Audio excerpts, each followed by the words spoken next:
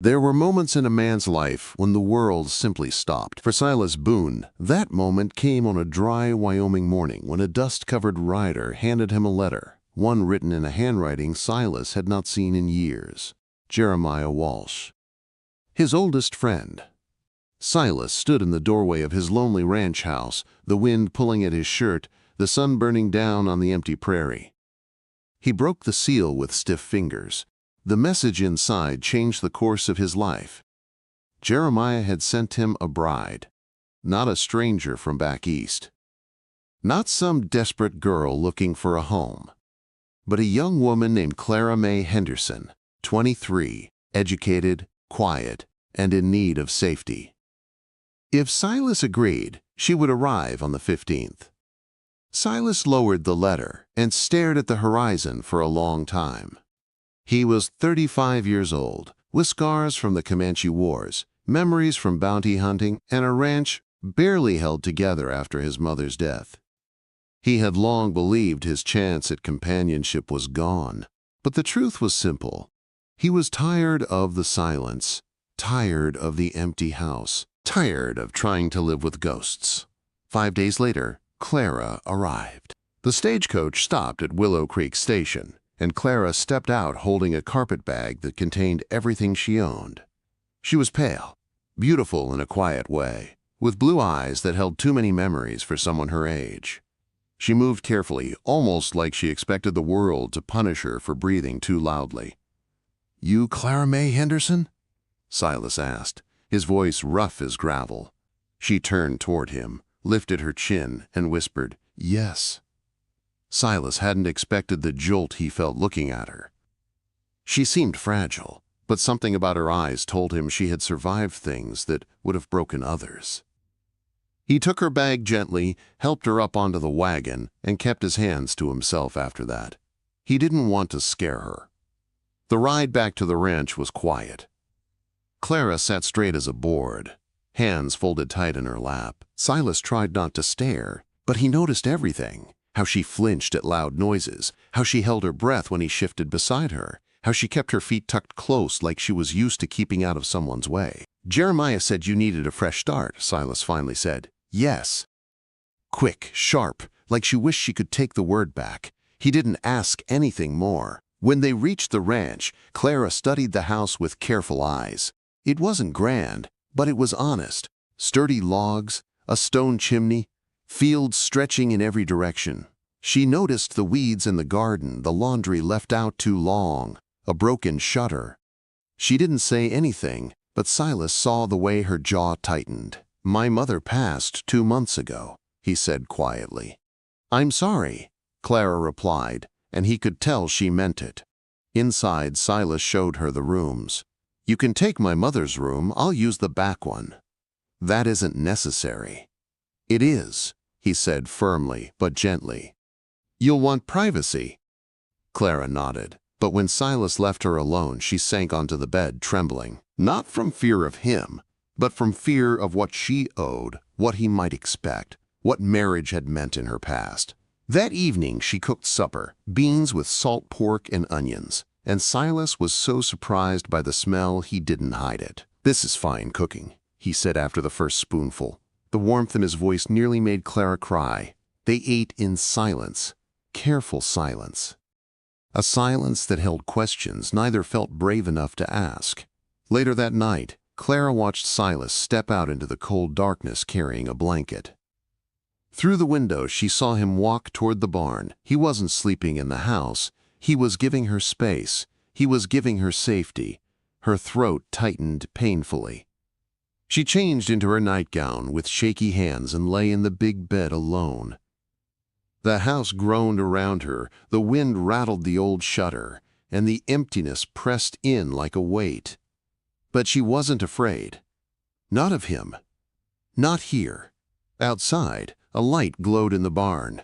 Silas Boon, rough, scarred, dangerous, had chosen the hard floor over sharing a roof with her on the first night. Clara pulled the quilt to her chin, eyes stinging. For the first time in years, she felt safe enough to cry. And in the darkness, she made herself a promise. She would work, she would be useful, she would cause no trouble. And she would never give Silas Boon a reason to regret taking her in. She did not know that before the night ended, Silas would learn a secret she had spent years hiding. A secret that would leave his hands shaking until dawn. Clara woke before dawn, the house dark and quiet. She dressed quickly, lit the stove, and started the fire as she had been taught years ago. Her hands moved on their own, repeating habits learned in another life, a life she prayed Silas would never ask her about. By the time the sun rose, breakfast was ready. Silas stepped into the house, hair damp from washing at the pump, shoulders tight from a night on the barn floor. He hesitated in the doorway, almost as if he feared he might frighten her. "Mornin'." His voice was low, careful. "Good morning," Clara replied softly. "Breakfast is ready." Quote, they ate in silence again, two strangers trying to figure out how to be something else. When Silas went out to work the cattle, Clara washed dishes, swept floors, and explored the house. Every room carried a touch of his mother. Old quilts, jars of dried herbs, Bible verses handwritten and tucked into picture frames. She saw a life lived with care, not cruelty. By noon, Clara began to relax. By evening, she almost felt hopeful. But everything changed on the third day, the fainting spell. It happened in the garden. Clara had bent to pull weeds when the world tilted sideways. A sharp wave of dizziness slammed into her, stealing her breath. Not now. Not here. Her knees buckled. The sky spun. Dirt rose to meet her. The last thing she heard was the wind rushing through the grass. When consciousness returned, she was being carried, strong arms around her, a deep voice saying her name over and over. "Clara, Clara, stay with me. I've got you." She panicked instantly. A man's hands on her body, helplessness, darkness, memories trying to drag her back to a locked room with footsteps in the hallway. She thrashed weakly. "No, no, please, don't!" Silas stopped instantly. He didn't tighten his hold. He didn't snap at her. He didn't force her to calm down. He stepped back, hands raised, voice soft as warm earth. "Clara! You've fainted!" "I'm not touching you now. You're safe. Look at me." She blinked hard, the world sharpening around his face, concerned, worried, but not angry, never angry. Shame flooded her. "I'm sorry," she whispered. I didn't mean to react like that." "Nothing to apologize for," he said gently. "Can you walk?" She tried. Failed. He lifted her again, but carefully this time, as if she were something breakable he refused to harm. Inside the house, he set her in a chair and knelt in front of her. His hands were shaking, like he was the one afraid. "What happened?" he asked quietly. Clara swallowed. She had spent years hiding this, hiding everything, but something about the way he looked at her made lying impossible. "I'm sick," she said. "The spells come and go, sometimes without warning." His eyes softened. "Did a doctor tell you that?" "I never had money for one." "Your husband?" Silas asked quietly. She looked away, and he understood everything, the first crack in her walls. That night, the storm rolled in fast. Black clouds, heavy wind, thunder that shook the earth. Silas came in late, soaked from checking fences. Clara brought him a towel, but her hands trembled as she held it out. He noticed. He always noticed. "You scared me today," he admitted quietly as he dried his hair. "Not because you fainted, but because I didn't know how to help." "No one ever cared to help before," she murmured. Silas froze. Then, softly, "Clara, what did he do to you?" The question cracked something inside her. "He came to my room every night," she whispered, staring at the floor. 7 years. I learned to leave my body, to go somewhere else in my mind. It was the only way to survive." Silas's jaw tightened, his hands curled into fists. She waited for anger, waited for judgment, waited for that cold, familiar disappointment, but instead he whispered, "Hoarse and aching. You survived. That makes you stronger than anyone I've ever met." Clara closed her eyes. The words felt like warm water over old bruises.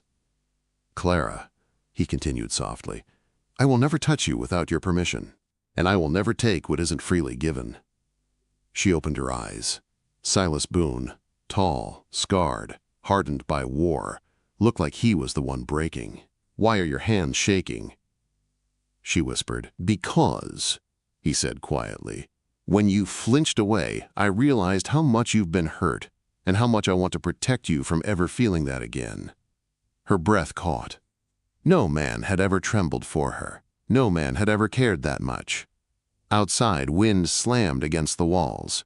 Inside, the lanterns flickered. And for the first time, Clara felt she could breathe. The blizzard. 3 days later, winter came down from the mountains like a living thing. Snow, ice, and wind that screamed against the windows. There was no escape. No town, no neighbors, no distance to hide behind. Just the two of them in a small log house while the storm tried to tear the world apart. By the second night, the silence between them had changed. No longer fear. No longer distance. Something warmer, something dangerous, something neither dared name. Silas sat near the fire, rubbing warmth into his hands.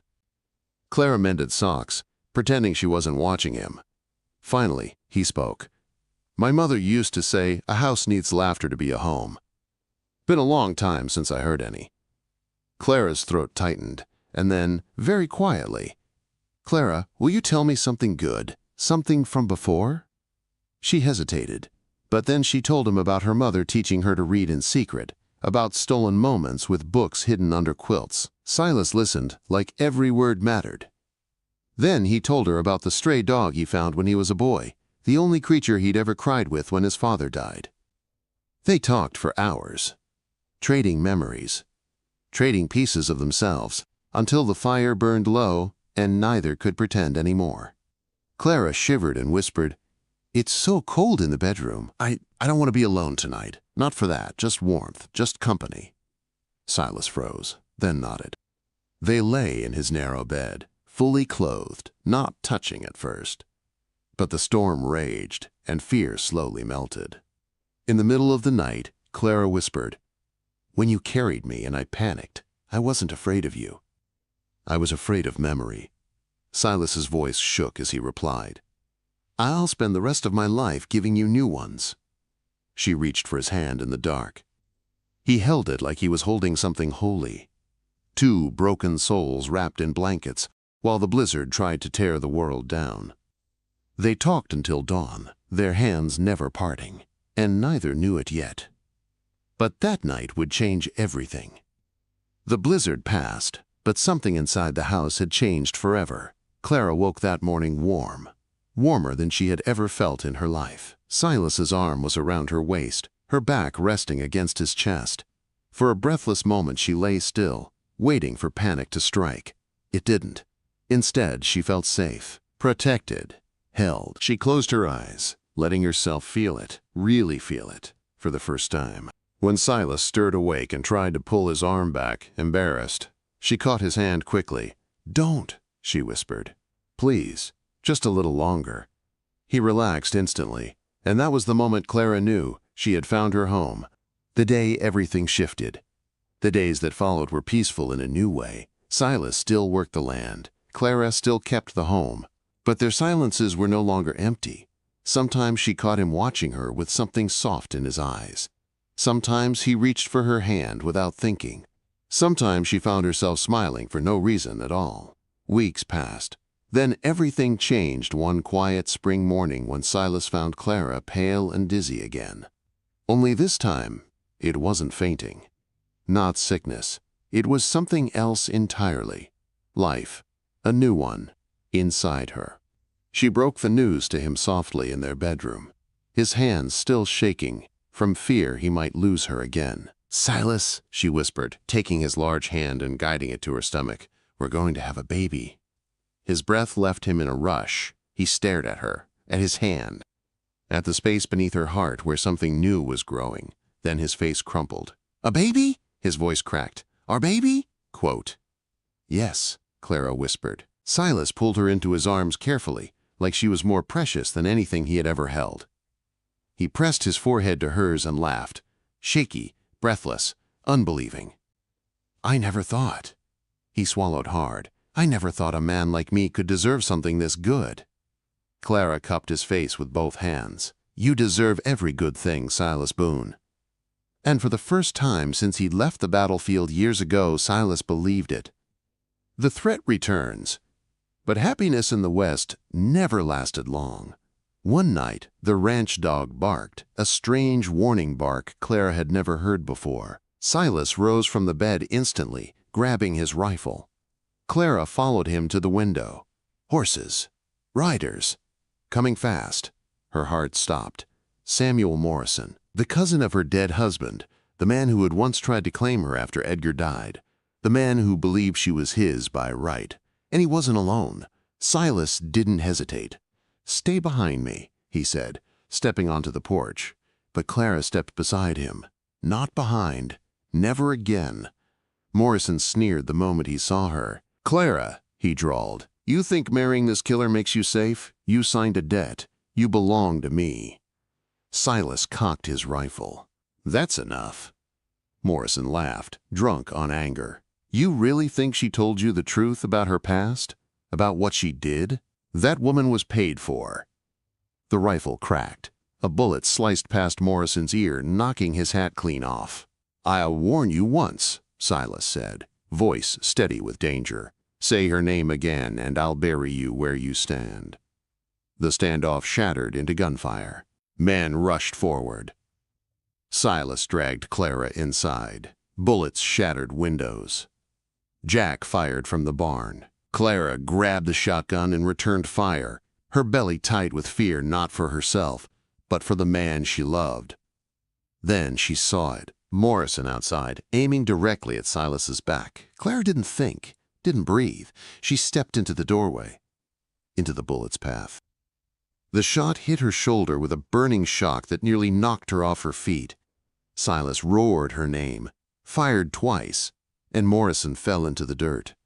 Silas caught her before she hit the ground. Clara, Clara, stay with me. She managed a weak smile. I told you, we face everything together. A new dawn. The doctor saved her. Silas never left her side. By summer, Clara healed.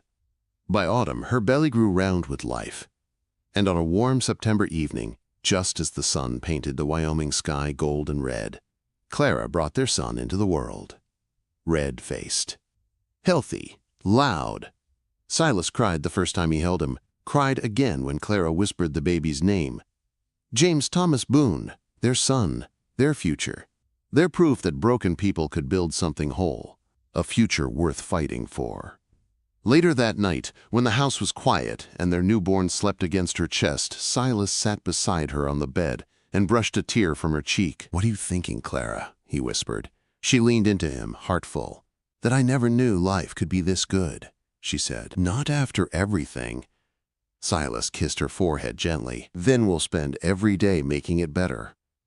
Outside, the prairie stretched beneath a sky full of stars. Inside, a family held each other close. No longer haunted. No longer running. No longer broken. Just Silas. Just Clara. Just James. A family built not from fear or obligation, but from fierce, stubborn love. And as the wind whispered through the grass, Clara knew one thing for certain. She had finally found her forever home.